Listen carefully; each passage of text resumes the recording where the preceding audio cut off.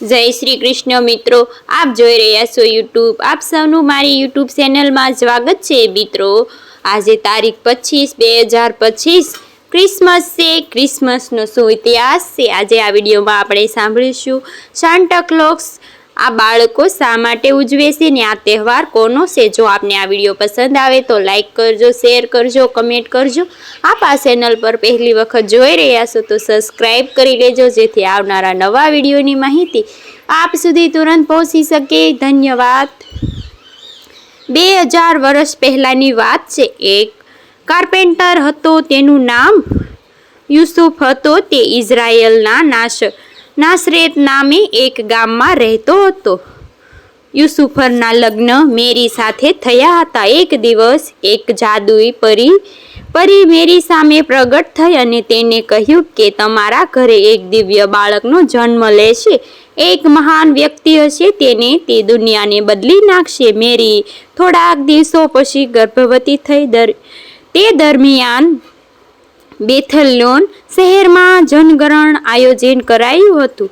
રાજ્યમાં બધાએ તેમાં ભાગ લઈને પોતાનું નામ લખાવવાનું હતું। તેથી મેરી પણ યુસુફ સાથે બેથલેહેમ જવા રવાના થઈ। બેથલેહેમ એક ગીચ વસ્તીવાળો પ્રદેશ હતો, તેથી બંને જણાએ રહેવા માટે કોઈ જગ્યા ન મળી।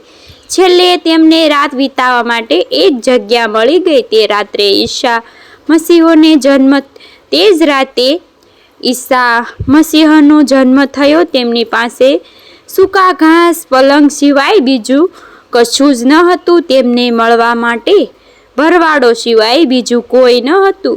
ઈસુનો જન્મ થયો તે વાત આખી દુનિયાને બતાવી દેવામાં આવી। લોકોને ખબર પડી કે બેથલેહેમમાં એક દિવ્ય બાળકનો જન્મ લીધો છે। બેથલેહેમમાંથી ઘણો દૂર 3 બુદ્ધિમાન વ્યક્તિઓ આકાશમાં એક દિવ્ય ચમત્કારો તારો જોઈ તેઓ તેને નવા રાજાનો પ્રતીક માનતા હતા અને તે તારાના પ્રકાશમાં તેમની મુસાફરી શરૂઆત કરી। ખરેખર તો તે ક્રિસમસનો તારો હતો।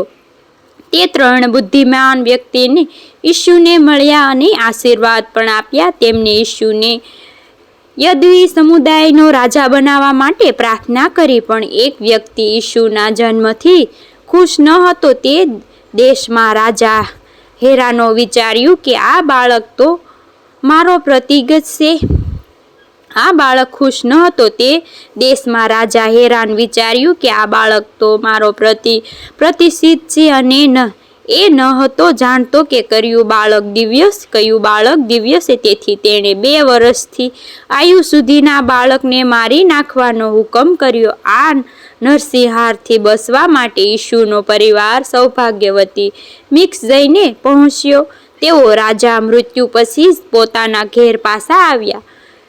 ઈસુ બીજા બધા બાળકો કરતાં અલગ હતો। તેઓ શાસ્ત્ર વિશે વાંચી શકતા હતા તેમજ વ્યાખ્યા અને ચર્ચા કરી શકતા હતા। જુડેલ ગામમાં એક રાત્રે બાપ્તિસ્મા અને ઉપવાસ લીધા પછી ઈસુએ પોતાના વિચારોને પ્રસાર કરવાનું શરૂ કર્યું। તેમની શિક્ષા ખૂબ જ સરળ અને સ્પષ્ટ હતી। તેમણે લોકોને પોતાના પ્રસ્તાવ કરવા માટે કહ્યું। તેમણે લોકોને ખરા હૃદયથી ભગવાનને પ્રેમ કરવા માટે વિનંતી કરી। તેમણે લોકોને સલાહ આપી કે તેઓ પડોશીના સાથે પ્રેમ કરે, કારણ કે તેઓ પોતાને જ પ્રેમ કરતા હતા। લોકો તેમના વિચારોથી ખરેખર પ્રભાવિત થયા। 12 અનુયાયીઓ સિવાય ઈસુએ હજારો શિષ્યોને ભેગા કર્યા કે જેઓ તેમના વિચારોને પ્રેમ કરતા હતા। ઈસુએ પોતાના વિચારોને ફેલાવવા માટે યાત્રા કરવાનું શરૂ કરી દીધું। ક્યારેક શિક્ષણ આપતી વખતે તેમણે સમુદાયોમાં મોટેરાઓ સામે ચર્ચા કરવી પડતી। તેમને વેપારીઓ સાથે લડવું પડતું હતું કે જેમણે ગરીબો ઉપર અત્યાચાર કર્યા હતા। આના પરિણામે ઈસુની સામે ઘણા બધા શક્તિશાળી દુશ્મનો પેદા થઈ ગયા હતા। તે બધા જ ઈસુને ખતમ કરવા માંગતા હતા। 33 વર્ષની ઉંમરમાં ઈસુએ પોતાના અનુયાયીઓ સાથે જેરુસલેમની યાત્રા કરી। તેઓ એ જાણતા હતા કે જેરુસલેમના અધિકારીઓ તેમને મારવા માટે રાહ જોતા હતા। તેમણે છતાં ઈશુએ પોતાનો રસ્તો ન બદલ્યો. અનુસાએ સાથે છેલ્લી રાત્રે ઈશુએ ભોજન કરતા કરતા ભવિષ્યવાણી કરી હતી કે તેમને જલ્દી જ અધિકારીઓ દ્વારા ગિરફ્તાર કરવામાં આવે છે અને થોડા જ કલાકોમાં ઈશુના શબ્દો સાચા પડ્યા. જુડાસા નામના અનસોયાના તેમની સાથે દગો કર્યો અને તેમને ગિરફ્તાર કરવામાં આવ્યા. બધા જ અધિકારો ઈશુને ક્રોસ પર ચડવા માટે ઉત્સવ હતા. જો કે રાજ્યપાલ મૃત્યુ પરીક્ષાના વિરુદ્ધમાં હતા. અધિકારોએ ઈશુને ક્રોસ પર ચડાવવા માટે તેમને ઘણા મજબૂર કરી નાખ્યા. ઈશુએ પોતાના ક્રોસ જાતે ઉપાડ્યો.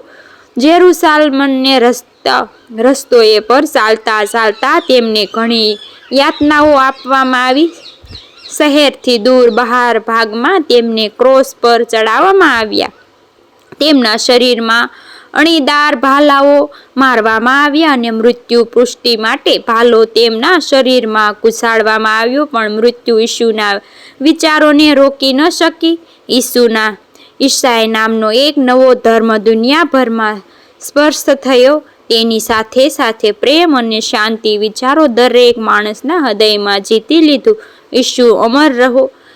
મિત્રો, આ હતું ભગવાન ઈશુનો જન્મ, વ્રત, કથા, મહિમા.